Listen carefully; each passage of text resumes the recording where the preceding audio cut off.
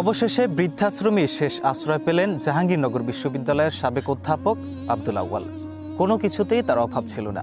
3 ছেলে মেয়ে এখন সবাই প্রতিষ্ঠিত। ছেলে মেয়েদের চাওয়া পাওয়া এবং শিক্ষা দীক্ষায় কোনো কিছুই অপূর্ণ রাখেননি তিনি। কিন্তু এত কিছু থাকার পরও শেষ জায়গাটুকু হলো না ছেলে মেয়ের ঘরে। শেষ জায়গাটুকু এখন বৃদ্ধাশ্রমে। মাথার ঘাম পায়ে ফেলে ছেলে মেয়েদের উচ্চশিক্ষায় শিক্ষিত করলেও দিতে পারেননি ইসলামী শিক্ষা, যার দরুন এখন আমরণ বৃদ্ধাশ্রম। বিস্তারিত থাকছে ডেস্ক রিপোর্টে। কথায় বলে শেষ ভালো যার সব ভালো তার। সবকিছু ভালো থাকার পরেও যদি শেষটা ভালো না হয় তাহলে সব ভালোই মূল্যহীন। অধ্যাপক আব্দুল আউয়াল দীর্ঘ 17 বছর সম্মানের সাথে শিক্ষকতা করেছেন জাহাঙ্গীরনগর বিশ্ববিদ্যালয়ে। টাকাও রোজগার করেছেন, বেশ খরচও করেছেন ছেলে মেয়েদের শিক্ষার পেছনে। শেষবার পেনশনের টাকা থেকে 26 লাখ টাকা পাঠিয়েছেন ছেলের জন্য। ছেলে মেয়েরা এখন প্রতিষ্ঠিত, তবু বাকি দিনগুলো ছেলে মেয়েদের সাথে কাটানোর সৌভাগ্য হয়নি তার। প্রহর গুনতে হচ্ছে বৃদ্ধাশ্রমে বসে।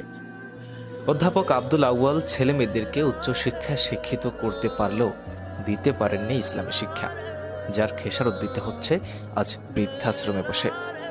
জেনারেল শিক্ষার পাশাপাশি ইসলামী শিক্ষায় শিক্ষিত করে তুলতে পারলে হয়তো শেষ জীবনটা অধ্যাপক আব্দুল আউয়ালকে বৃদ্ধাশ্রমে বসে কাটাতে হতো না।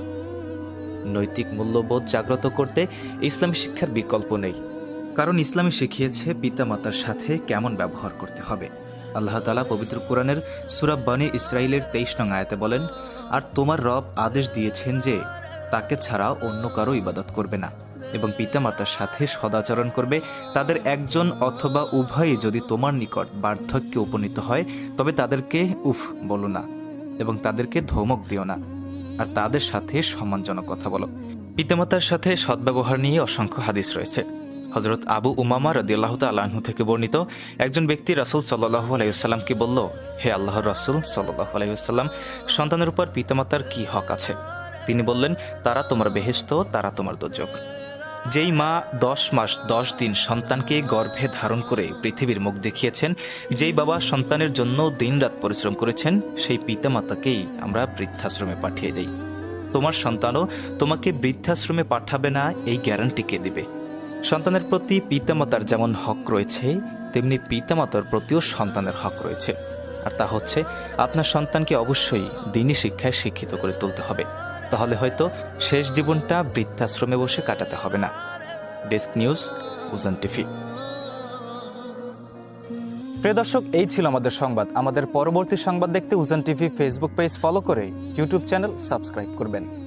পরবর্তী সংবাদ দেখার আমন্ত্রণ জানিয়ে আজকের মতো বিদায় নিচ্ছি। আল্লাহ হাফেজ।